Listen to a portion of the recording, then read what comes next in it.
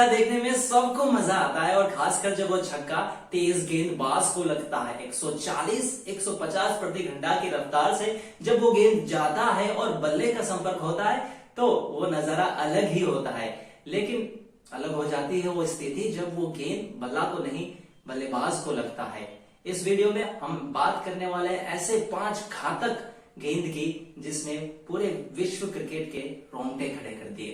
तो चलिए शुरू करते हैं। 5वें नंबर का ये जो वाक्य है वो दुखद तो है लेकिन उससे कहीं ज्यादा इंस्पायरिंग है और इंस्पायर करने वाले भारत के पूर्व कप्तान और legendary leg spinner Anil Kumble हैं। दरअसल भारत का दौरा था वेस्ट इंडीज का 2002 में, जहां पे भारत ने 4 टेस्ट खेलने थे और चौथे टेस्ट के पहले इनिंग में जब अनिल कुंबले 7वें नंबर पे बैटिंग करने के लिए उतरे तो वेस्ट इंडीज का एक तेज गेंदबाज जिनका नाम है मार्क डिलॉन, जी डिलॉन जरूर इनका नाम है लेकिन इनका पंजाब और भारत से कुछ नाता नहीं है। तो मार्क डिलॉन ने जब एक पटकी हुई गेंद डाली वहां पे अनिल कुंबले को तो वो गेंद सीधा जाके अनिल कुंबले के जबड़े में लगी और उनका जबड़ा हो गया फ्रैक्चर। लेकिन उसके बाद भी उन्होंने बल्लेबाजी की और चौंका दिया उन्होंने तब जब वो गेंदबाजी करने के लिए भी उतरे, एक बड़ा सा चेहरे के ऊपर पट्टी बांधकर बैंडेज लगाकर। और उनका कहना था कि मैं सिर्फ ऐसे ही नहीं बैठ सकता और जब मैं भारत जाऊंगा कम से कम मैं ये तो कह सकता हूं कि मैंने पूरा अपना 100% दिया। तो वहीं पे लेजेंडरी विवियन रिचर्ड का भी ये कहना था, वेस्ट इंडीज के जो लेजेंड है उनका भी ये कहना था कि उन्होंने जो क्रिकेट फील्ड में देखा है उनमें से ये सबसे साहसिक एक एक्शन था जो अनिल कुंबले ने लिया।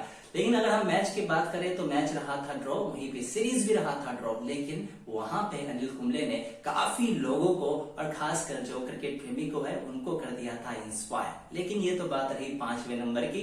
चौथे उस और उसके नीचे आने वाले नंबर और रहने वाले हैं खास, बने रहिए हमारे साथ। चौथे नंबर में ये जो वाक्य है वो 2003 का ऑस्ट्रेलिया में खेले जा रहे ट्राई सीरीज से है, जिसमें भारत, ऑस्ट्रेलिया और जिम्बाब्वे का आमना सामना होना था। इस मैच में खेल रहे थे जिम्बाब्वे और भारत के तेज गेंदबाज इरफान पठान की एक गेंद इस बल्लेबाज को लगी जो जिम्बाब्वे के है मार्क वर्म्यूलन। जी मार्क वर्म्यूलन को वो गेंद केवल उनके हेलमेट में ही नहीं, हेलमेट में अंदर घुसकर उनके स्कल में लगा। दरअसल जो जगह खाली छोड़ी जाती है हेलमेट में ताकि बल्लेबाज ध्यान से गेंद को देख सके, वहां पे जाके बॉल घुसी और उनके स्कल में लगा और ये इम्पैक्ट इतना ज्यादा था कि उनको सर्जरी में जाना पड़ा था। और ये इम्पैक्ट जो था उस साल में 2003 में केवल एक ही बार नहीं हुआ था, उनको पहले भी इसका सामना करना पड़ा था प्रैक्टिस मैच में। तो कहीं न कहीं उसके बाद जो उन्होंने कारनामे किए थे उसमें कई सारे ऐसे कारनामे जो अनुशासनहीनता से जुड़ा हुआ था। भले ही आप बात करो कुछ गंदे से कमेंट करने का, रेशियल कमेंट्स, या फिर आप कहो कि मैनेजमेंट की बात ना मानने का। और काफी लोगों का ये कहना था कि ये जो अनुशासनहीनता दिखा रहे हैं ये खिलाड़ी मार्क वर्म्यूलन, ये कहीं ना कहीं उस इम्पैक्ट के चलते है जो इरफान पठान की गेंद से हुआ था। लेकिन जब 2014 को इनकी वापसी हुई एक बार फिर से जिम्बाब्वे के नेशनल टीम में तो विचार थोड़े बदले लोगों के, और लोगों का कहना था कि इनके शायद इनके स्वभाव में ही है अनुशासनहीनता या फिर था। लेकिन हम उम्मीद करते हैं कि इनका स्वभाव जो अब है वो थोड़ा सुधर गया होगा और अच्छा हो गया। जैसा होने वाला है अच्छा आने वाले नीचे के नंबर्स, तो बने रहिए हमारे साथ। और तीसरे नंबर में जिक्र आता है साउथ अफ्रीका के सलामी बल्लेबाज और भारत के भी कोच रह चुके गैरी क्रिस्टन का जिक्र। और आपको बता दूं जो इनको चोट लगी थी वो इतना खतरनाक था, इस बात से आप अंदाजा जरूर लगा पाएंगे कि जो गेंदबाज थे वो थे रावलपिंडी एक्सप्रेस के नाम से जाने जाने वाले विश्व के सबसे तेज गेंदबाज पाकिस्तान के शोएब अख्तर। जी दरअसल 2003 का ये टेस्ट मैच खेला जा रहा था पाकिस्तान और साउथ अफ्रीका के बीच में, और शोएब अख्तर की एक गेंद फिर से एक बार हेलमेट के अंदर से जाकर गैरी क्रिस्टन को लगी और ये जो इम्पैक्ट था, चोट था, इतना खतरनाक था कि उनकी नाक टूट गई थी और उनको 10 स्टिचेस लगे थे। बड़ा ही खतरनाक दर्द रहा होगा वो। लेकिन अच्छी बात क्या है कि इस दर्द से और उभरते हुए हमको दिखे और आगे जाकर हमको वहां पे कोचिंग करते हुए दिखे भारत के लिए। तभी तो 2008 से और 2011 तक जो इन्होंने की थी कोचिंग भारत के लिए, उन्हीं के अंडर 2011 का विश्व कप जीता था भारत ने। तो ये तो रही कुछ अच्छी बात। ऐसे ही अच्छी बात रहने वाली है दूसरा और पहला नंबर भी, बने रहिए हमारे साथ। दूसरे नंबर का ये वाक्य है प्रीमियर लीग से, लेकिन इंडियन प्रीमियर लीग से नहीं है, ना ही इंग्लिश प्रीमियर लीग से, क्योंकि हम तो बात कर रहे हैं क्रिकेट का।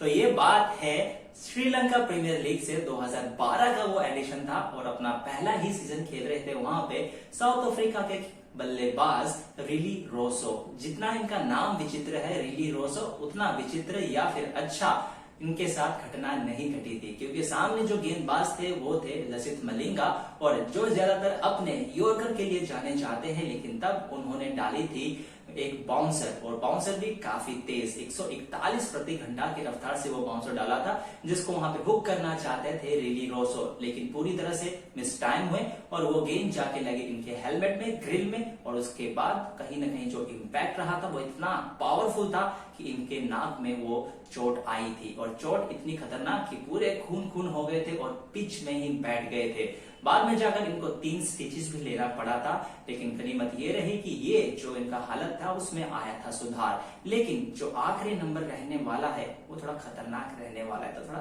दिल थाम के बैठेगा। 14 नवंबर 2014 का दिन हमेशा से काला दिन, ब्लैक डे के रूप में जाना जाएगा क्रिकेट इतिहास में, क्योंकि उस दिन मृत्यु हो गई थी फिलिप ह्यूज की।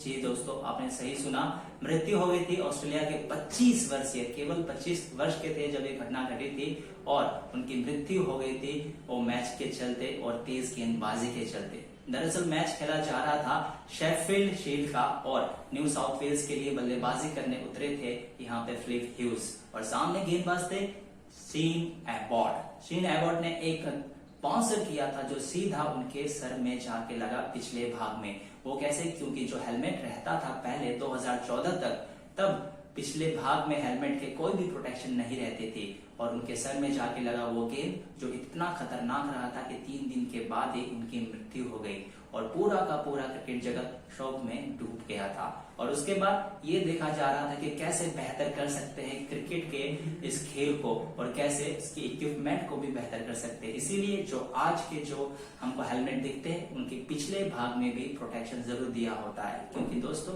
जान है तो जहान है, और ऐसे ही जो घटना होती है उसको हम दोबारा बिल्कुल नहीं देखना चाहेंगे, क्योंकि ये जो खेल है हमारे जज्बात है और हमारे दिल के पास है। इसीलिए कह रहा हूं दोस्तों कि ये वीडियो अपने दोस्तों के साथ, खासकर उनके साथ शेयर जरूर कीजिएगा जो क्रिकेट खेलते हैं, ताकि उनको अच्छे से पता लगे कि कौन कौन से इक्विपमेंट जरूर उन्होंने लगाने चाहिए, यूज करने चाहिए। साथ ही साथ अगर ये वीडियो लगता है किसी भी तरह से आपको इन्फॉर्मेटिव और आपको लगा होगा कि आप इसमें से कुछ जान सके, तो प्लीज लाइक कीजिए और हमारे चैनल को सब्सक्राइब करना ना भूलेगा, क्योंकि ऐसे ही इन्फॉर्मेटिव वीडियो के साथ जो क्रिकेट से जुड़ी हो, भले ही उसमें दुख हो, सुख हो या फिर कुछ जज्बात जुड़ी हो आपकी, उसको लेके आएंगे आपके साथ जरूर। फिलहाल के लिए मैं गैंग्स देता हूं आपसे विदा। Goodbye and take care.